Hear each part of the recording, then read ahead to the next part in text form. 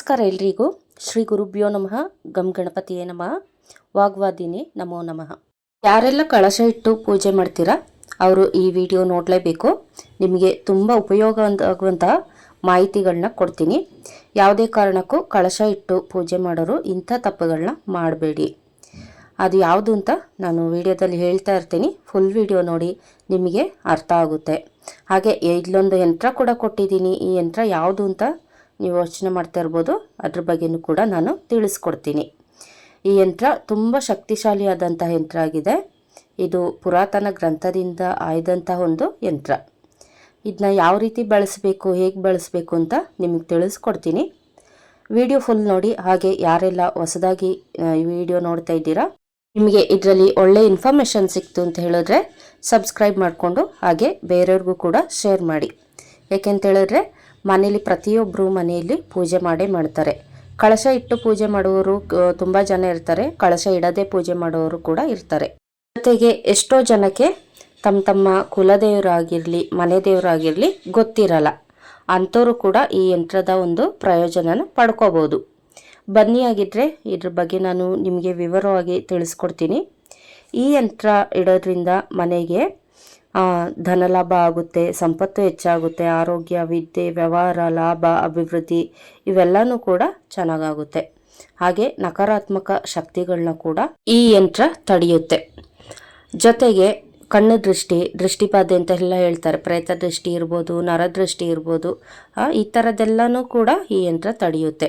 ಈ ಯಂತ್ರನ ನೀವು ನೋಡ್ತಾ ಇರ್ಬೋದು. ಇದು ಕಲಶ ಪೂಜಾ ಯಂತ್ರ ಅಂತ ಇದ್ರ ಹೆಸರು.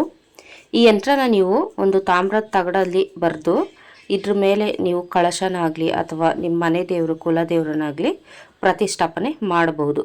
ಪ್ರತಿಷ್ಠಾಪನೆ ಮಾಡೋದು ಅಂತ ಹೇಳಿದ್ರೆ ದೊಡ್ಡ ದೊಡ್ಡ ದೇವಸ್ಥಾನಗಳಲ್ಲೆಲ್ಲ ವಿಗ್ರಹ ಪ್ರತಿಷ್ಠಾಪನೆ ಮಾಡ್ತಾರಲ್ಲ, ಆ ರೀತಿ ಅಂತ ಅಂದ್ಕೋಬೇಡಿ. ಈ ಯಂತ್ರದ ಮೇಲೆ ನಿಮ್ಮ ಮನೆ ದೇವರಾಗಲಿ ಕುಲದೇವರಾಗಲಿ ಅಥವಾ ಕಳಶನೇ ಆಗಲಿ ಇಟ್ಟು ಪೂಜೆ ಮಾಡ್ಬೋದು. ಕೆಲವೊಬ್ರು ಏನು ಮಾಡ್ತಾರೆ, ಲಕ್ಷ್ಮೀ ಕಳಶ ಅಂತ ಇಡ್ತಾರೆ. ಇನ್ನು ಕೆಲವೊಬ್ಬರು ಅವ್ರ ಮನೆ ದೇವ್ರದ್ದು ಅಥವಾ ಕುಲದೇವ್ರ ಕಳಶ ಅಂತ ಇಡ್ತಾರೆ. ಅಂಥ ಸಂದರ್ಭದಲ್ಲಿ ನೀವು ಈಗ ಲಕ್ಷ್ಮೀ ಕಳಶ ಅಂತ ಹೇಳಿದ್ರೆ ನಾವು ಒಂದು ಸ್ವಲ್ಪ ಅಕ್ಕಿ ಹಾಕಿ, ಒಂದು ತಟ್ಟೆ ಮೇಲೆ ಅಕ್ಕಿ ಹಾಕಿ ಅದರಲ್ಲಿ ಸ್ವಲ್ಪ ಶ್ರೀಮ್ ಅಥವಾ ಸ್ವಸ್ತಿಕ್, ಪದ್ಮದಳ ಈ ಥರದ್ದೆಲ್ಲ ಬಿಡಿಸಿ ನಂತರ ಅದ್ರ ಮೇಲೆ ಒಂದು ಕಳಶ ಇಡೋದು ಎಲ್ಲರ ಮನೇಲಿ ಮಾಡೋ ಅಂಥದ್ದು. ಕಳಶಕ್ಕೆ ಸ್ವಲ್ಪ ವಸ್ತುಗಳೆಲ್ಲ ಹಾಕ್ತಾರೆ. ಅದ್ರದ್ದು ಎಪಿಸೋಡ್ ನೆಕ್ಸ್ಟ್ ಮಾಡೋಣ, ಕಳಶಕ್ಕೆ ಏನೇನು ಹಾಕಬೇಕು ಅಂತ. ನಂತರ ಅದಕ್ಕೆ ಒಂದು ತೆಂಗಿನಕಾಯಿ ಇಡ್ತಾರೆ, ಕೆಲವೊಬ್ಬರು ಎಲೆಗಳು ಇಡ್ತಾರೆ, ಮಧ್ಯದಲ್ಲಿ ಹೂವು ಇಡ್ತಾರೆ, ಅಥವಾ ಇನ್ನೊಬ್ಬರು ಮುಖವಾಡ ಇಟ್ಟು ಪೂಜೆ ಮಾಡ್ತಾ ಇರ್ತಾರೆ. ಈ ಥರ ಎಲ್ಲನೂ ಮಾಡ್ತಾ ಇರ್ತಾರೆ. ಲಕ್ಷ್ಮೀ ಕಳಶ ಕೂಡ ಈ ಯಂತ್ರದ ಮೇಲೆ ಇಡ್ಬೋದು. ಇನ್ನೇನು ವರಮಹಾಲಕ್ಷ್ಮಿ ಹಬ್ಬ ಬರ್ತಾ ಇದೆ ಅಂದರೆ ಈಗ ಆಷಾಢ ಮಾಸ ಸ್ಟಾರ್ಟ್ ಆಗಿದೆ. ಆಷಾಢ ಕಳೆದ ತಕ್ಷಣ ಶ್ರಾವಣ ಮಾಸದಲ್ಲಿ ವರಮಹಾಲಕ್ಷ್ಮಿ ಹಬ್ಬನ ನಾವು ಅಂದರೆ ವ್ರತನ ನಾವು ಆಚರಣೆ ಮಾಡ್ತೀವಿ. ಹಾಗೆ ನವರಾತ್ರಿ ಸಮಯದಲ್ಲಿ ನಾವು ನವರಾತ್ರಿಯಲ್ಲಿ ದುರ್ಗಾ ಪೂಜೆನ ಕೂಡ ಮಾಡ್ತೀವಿ. ಅಲ್ಲೂ ಕೂಡ ಕಳಶದ ಪ್ರತಿಷ್ಠಾಪನೆ ಮಾಡೇ ಮಾಡ್ತೀವಿ. ಇನ್ನು ದೀಪಾವಳಿ ಸಂದರ್ಭದಲ್ಲೂ ಕೂಡ ನಾವು ಕಳಶ ಪ್ರತಿಷ್ಠಾಪನೆ ಮಾಡ್ತೀವಿ, ಮಹಾಲಕ್ಷ್ಮಿ ಪೂಜೆ ಮಾಡ್ತೀವಿ. ಆದಮೇಲೆ ಇನ್ನೂ ಎಷ್ಟೋ ಜನ ಕುಲದೇವತೆಗೆ ಕಳಶ ಇಡ್ತಾರೆ ಅಂತ ಹೇಳಿದ್ದೆ. ಕುಲದೇವತೆಗೆ ಕಳಶ ಇಟ್ಟು, ಕಾಯಿ ಇಟ್ಟು ಅಥವಾ ಮಕವಾಡ ಇಟ್ಟು ಕುಲದೇವತೆನ ಅದರಲ್ಲಿ ಪೂಜೆ ಮಾಡ್ತಾ ಇರ್ತಾರೆ. ನಂತರ ಮನೆ ದೇವರು ಅಂತ ಹೇಳ್ತಾರೆ. ಮನೆ ದೇವ್ರನ್ನ ಕೂಡ ಇದರಲ್ಲಿ ನಾವು ಪ್ರತಿಷ್ಠಾಪನೆ ಮಾಡ್ಬೋದು. ಏಕೆಂದರೆ ಕಳಶದಲ್ಲಿ ಯಾರೆಲ್ಲ ಪೂಜೆ ಮಾಡ್ತಿದ್ದೀರಾ ಅವರು ಈ ಯಂತ್ರನ ನೀವು ಉಪಯೋಗ ಮಾಡಿಕೊಂಡು ಕಳಶ ಸ್ಥಾಪನೆ ಮಾಡಿದ್ದೇ ಆದಲ್ಲಿ ನಿಮಗೆ ಸಾಕಷ್ಟು ಅನುಕೂಲಗಳಾಗುತ್ತೆ, ಮನೆಗೆ ಅಭಿವೃದ್ಧಿ ಅನ್ನೋದು ಬರುತ್ತೆ. ಮುಂಚೆ ಎಲ್ಲ ಹಿಂದಿನ ಕಾಲದಲ್ಲಿ ಯಾವುದೇ ರೀತಿಯಾದಂಥ ಫೋಟೋಗಳು ಇರಲಿಲ್ಲ. ಫೋಟೋಗಳೆಲ್ಲ ಆಮೇಲೆ ಬಂದಿದ್ದು. ಫಸ್ಟೆಲ್ಲ ನಮಗೆ ಯಂತ್ರಗಳೇ ಇದ್ದಿದ್ದು. ಯಂತ್ರಗಳನ್ನ ಪೂಜೆ ಮಾಡ್ತಾಯಿದ್ವಿ, ಅದ್ರ ಜೊತೆಗೆ ಮಂತ್ರಗಳನ್ನ ಕೂಡ ಹೇಳ್ಕೊತಾ ಇದ್ವಿ. ನೋಡಿ, ಈ ಯಂತ್ರನ ನೀವು ತಾಮ್ರದ ತಗಡಲ್ಲಿ ಬರೆದು ವಿಧಿಪೂರ್ವಕವಾಗಿ ಇದಕ್ಕೆ ಪ್ರಾಣ ಕಳೆ, ಜೀವ ಕಳೆ ಕೊಟ್ಟು ನಂತರ ನೀವು ಅಷ್ಟವಿಧಾರ್ಚನೆಗಳನ್ನ ಮಾಡಿ ನೈವೇದ್ಯ ಮಾಡಿ ಇದರ ಮಧ್ಯದಲ್ಲಿ ಒಂದು ಚಿತ್ರ ಕಾಣ್ತಾ ಇದೆ, ಅಲ್ಲಿ ನೀವು ಕಳಶ ಸ್ಥಾಪನೆ ಮಾಡಬೇಕು. ಅಥವಾ ನೀವು ವಿಗ್ರಹ ಇಟ್ಟೇನಾದ್ರು ಪೂಜೆ ಮಾಡ್ತಾಯಿದ್ರೆ ಅಲ್ಲಿ ಖಾಲಿ ಜಾಗ ಏನು ಕಾಣ್ತಾ ಇದೆ ಮಧ್ಯದಲ್ಲಿ, ಅಲ್ಲಿ ನೀವು ಆ ವಿಗ್ರಹನ ಇಡ್ಬೋದು. ಕೆಲವೊಬ್ರು ಹೇಳ್ಬೋದು, ನಾವು ಫೋಟೋ ಇಟ್ಟು ಪೂಜೆ ಮಾಡ್ತಾಯಿದ್ದೀವಿ, ನಾವೇನು ಮಾಡಬೇಕು ಅಂತ. ಇದನ್ನ ನೀವು ಫೋಟೋ ಇರುತ್ತಲ್ವ, ನಿಮ್ಮ ಮನೇಲಿ ಫೋಟೋ ಇಟ್ಟಿರ್ತೀರ, ಫ್ರೇಮ್ ಎಲ್ಲ ಆಗಿಬಿಟ್ಟಿರುತ್ತೆ, ಪರವಾಗಿಲ್ಲ. ಅಲ್ಲಿ ಒಂದು ಏನು ತಾಮ್ರದಲ್ಲಿ ಬರೆದುಬಿಟ್ಟು ಅದ್ರ ಮಧ್ಯದಲ್ಲಿ ಕೆಳಗೆ ಭಾಗದಲ್ಲಿ ಮಧ್ಯದಲ್ಲಿ ಅಂಟಿಸಿದ್ರೆ ಸಾಕು. ಕೆಲವರು ಕೇಳ್ತಾರೆ ಎಷ್ಟು ದಿನ ಇಡಬೇಕು, ಎಷ್ಟು ದಿನ ಇಟ್ಟು ಪೂಜೆ ಮಾಡಬೇಕು ಅಂತ. ಈಗ ನೀವು ಕಳಶನ ಪ್ರತಿದಿನ ಇಟ್ಟು ಪೂಜೆ ಮಾಡೇ ಮಾಡ್ತೀರಾ. ಒಂದು 15 ದಿನಕ್ಕೋ ಅಥವಾ ವಾರಕ್ಕೊಂದ್ಸರಿ ಕಳಶ ವಿಸರ್ಜನೆ ಮಾಡ್ತೀರಾ. ನಂತರ ಮತ್ತೆಲ್ಲ ತೊಳೆದು ಮತ್ತೆ ಪೂಜೆ ಮಾಡ್ತೀರಾ. ಆಗ ಆ ಸಂದರ್ಭದಲ್ಲಿ ನೀವು ಅಕ್ಕಿ ಮೇಲೆ ಈ ಯಂತ್ರನ ಇಡಬೇಕು. ಈ ಯಂತ್ರನ ಇಟ್ಟು ಇದಕ್ಕೆ ಅರಿಶಿಣ ಕುಂಕುಮ ಎಲ್ಲ ಹಾಕಿ, ನಂತರ ಸ್ವಲ್ಪ ಜವಾದು ಅಂತೆಲ್ಲ ಬರುತ್ತೆ, ಅದೆಲ್ಲ ಹಾಕ್ಬಿಟ್ಟು ಅಷ್ಟಗಂಧ ಜವಾದು ಇದೆಲ್ಲ ಬರುತ್ತೆ, ಅದನ್ನೆಲ್ಲ ಹಾಕಿ ನೀವು ಅದ್ರ ಮೇಲೆ ಕಳಶದ ಪ್ರತಿಷ್ಠಾಪನೆ ಮಾಡ್ಬೋದು ಅಥವಾ ವಿಗ್ರಹನೇ ಇಡ್ಬೋದು. ಇದರಿಂದ ದೇವರಿಗೇನು ಕೂಡ ಒಂದು ಶಕ್ತಿ ಅನ್ನೋದು ಬರುತ್ತೆ. ದೇವರಿಗೆ ಮುಂಚೆನೇ ಶಕ್ತಿ ಇರಲ್ವಾ ಅಂತ ಕೆಲವರು ಪ್ರಶ್ನೆ ಮಾಡೋದು ಕೂಡ ಇದೆ. ದೇವರಿಗೆ ಶಕ್ತಿ ಇದ್ದೇ ಇರುತ್ತೆ, ಆದರೆ ಒಂದು ಪಾಸಿಟಿವ್ ಎನರ್ಜಿ ಹೆಚ್ಚಾಗುತ್ತೆ. ಅಂದರೆ ಒಂದು ಧನಾತ್ಮಕ ಒಂದು ಎನರ್ಜಿ ಅಂತ ಇರುತ್ತಲ್ಲ, ಅದು ಜಾಸ್ತಿ ಆಗುತ್ತೆ ಮನೇಲಿ.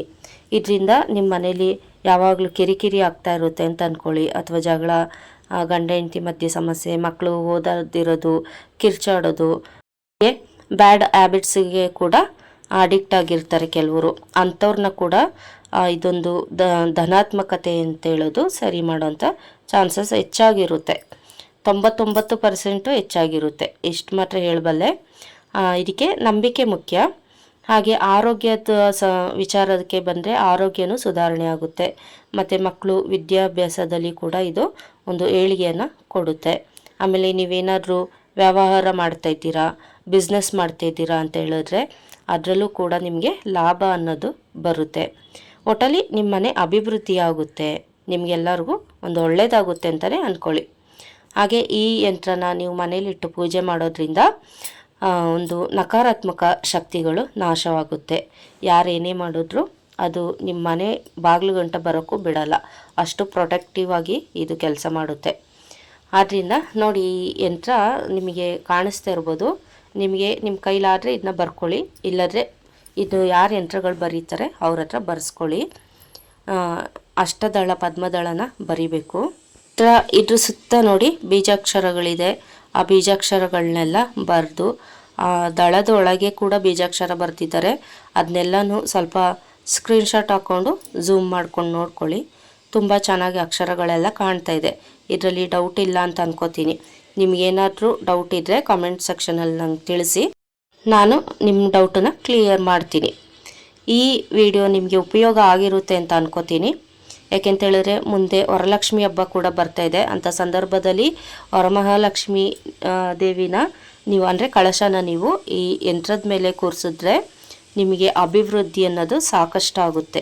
ಅದರಿಂದನೇ ಈ ಯಂತ್ರನ ನಾನು ಹುಡುಕಿ ಸ್ವಲ್ಪ ಬೇಗನೆ ಹಾಕಿದ್ದೀನಿ. ಯಾಕೆಂತೇಳಿದ್ರೆ 1 ತಿಂಗಳು ಮುಂಚಿತವಾಗಿ ಹಾಕಿದ್ದೀನಿ, ಒಂದೂವರೆ ತಿಂಗಳಿದೆ, ಅದ್ರ ಮುಂಚಿತವಾಗಿ ಹಾಕಿದ್ದೀನಿ. ಇದ್ರ ಉಪಯೋಗ ಜನಗಳು ಪಡ್ಕೊಳ್ಳಿ ಅನ್ನೋ ಉದ್ದೇಶದಿಂದನೇ ಹಾಕಿದ್ದೀನಿ. ನಂತರ ನೀವು ದಸರಾ ಸಂದರ್ಭದಲ್ಲಿ ಏನು ಕಳಶ ಸ್ಥಾಪನೆ ಮಾಡ್ತೀರಾ, ಘಟ ಸ್ಥಾಪನೆ ಮಾಡ್ತೀರಾ, ಅಂಥ ಸಂದರ್ಭದಲ್ಲೂ ಕೂಡ ಇದ್ರ ಉಪಯೋಗ ಆಗುತ್ತೆ. ಡೈಲಿ ಕೂಡ ಇದನ್ನ ಉಪಯೋಗಿಸ್ಬೋದು, ಅದು ತಿಳ್ಕೊಳ್ಳಿ. ಬರೀ ಹಬ್ಬ ಹರಿದಿನ ಅಲ್ಲ, ಡೈಲಿ ಇದನ್ನ ಉಪಯೋಗ ಮಾಡ್ಕೋಬೋದು. ಈಗಾಗಲೇ ಹೇಳ್ದೆ ನಾನು, ನಿಮಗೆ ಆದರೆ ಇದನ್ನ ಬಿಡಿಸ್ಕೊಳ್ಳಿ. ಇಲ್ಲ ಅಂತ ಹೇಳಿದ್ರೆ ಯಾರು ಇದನ್ನ ಬರೀತಾರೆ ಅವ್ರ ಹತ್ರ ಬರೆಸ್ಕೊಂಡು ಒಂದು ಇದ್ರ ಉಪಯೋಗ ಪಡ್ಕೊಳ್ಳಿ ಅಂತ ಹೇಳ್ಕೊಂಡು ಈ ವಿಡಿಯೋ ನಾನು ಮುಗಿಸ್ತಾ ಇದ್ದೀನಿ. ಇದರ ಉಪಯೋಗ ತುಂಬ ಜನಕ್ಕಾಗಲಿ. ಸೊ ಆದ್ದರಿಂದ ಎಲ್ಲರಿಗೂ ಇದನ್ನ ಶೇರ್ ಮಾಡಿ. ಯಾರೆಲ್ಲ ಎಷ್ಟು ಜನ ಈ ವಿಡಿಯೋ ನೋಡ್ತೀರಾ ಅಂತ ಗೊತ್ತಿಲ್ಲ, ಆದರೆ ನಿಮಗೆ ಗೊತ್ತಿರೋರು ಒಂದು 10 ಜನ ಆದರೂ ಇದ್ದೇ ಇರ್ತಾರಲ್ವ, ಅಂಥವ್ರಿಗೆ ಇದು ಶೇರ್ ಮಾಡಿ ಅವರು ಕೂಡ ಶೇರ್ ಮಾಡ್ತಾಯಿದ್ರೆ ಇದು ತುಂಬ ಜನಕ್ಕೆ ರೀಚ್ ಆಗುತ್ತೆ ಅಂತ ಅಂದ್ಕೊಂಡಿದ್ದೀನಿ. ಯಾಕೆಂತೇಳಿದ್ರೆ ಇಂಥದ್ದೆಲ್ಲ ತುಂಬ ಜನಕ್ಕೆ ಸಿಕ್ಕಿದ್ರೆ ಅವರು ಒಂದು ಅನುಕೂಲ ಪಡ್ಕೋತಾರೆ ಅನ್ನೋ ಉದ್ದೇಶ ಅಷ್ಟೇ. ಹಾಗೆ ಇಷ್ಟ ಆದರೆ ಲೈಕ್ ಮಾಡಿ, ಇಲ್ಲ ಅಂತ ಹೇಳಿದ್ರೆ ಡಿಸ್ಲೈಕ್ ಮಾಡಿ. ಹಾಗೆ ಮುಂದಿನ ವಿಡಿಯೋದಲ್ಲಿ ಹೊಸ ವಿಚಾರದೊಂದಿಗೆ ಸಿಗೋಣ. ಇನ್ನೊಂದು ವಿಷಯ, ನಿಮ್ಗೆ ಯಾವುದಾದ್ರು ಯಂತ್ರ ಮಂತ್ರ ಬೇಕಾದಲ್ಲಿ ನನಗೆ ಕಮೆಂಟ್ ಸೆಕ್ಷನಲ್ಲಿ ತಿಳಿಸಿ, ಅದ್ರ ಬಗ್ಗೆ ನಾನು ವಿಡಿಯೋ ಮಾಡಿ ಹಾಕ್ತೀನಿ. ಈ ವಿಡಿಯೋ ನೋಡಿದ್ದಕ್ಕಾಗಿ ಧನ್ಯವಾದಗಳು. ಈ ವಿಡಿಯೋ ನಿಮಗೆ ಇಷ್ಟ ಆದರೆ ಲೈಕ್ ಮಾಡಿ, ಶೇರ್ ಮಾಡಿ, ಹಾಗೆ ಸಬ್ಸ್ಕ್ರೈಬ್ ಮಾಡೋದು ಮರಿಬೇಡಿ. ಮುಂದಿನ ವಿಡಿಯೋದಲ್ಲಿ ಹೊಸ ವಿಚಾರದೊಂದಿಗೆ ಸಿಗೋಣ. ಅಲ್ಲಿವರೆಗೂ ಧನ್ಯವಾದಗಳು.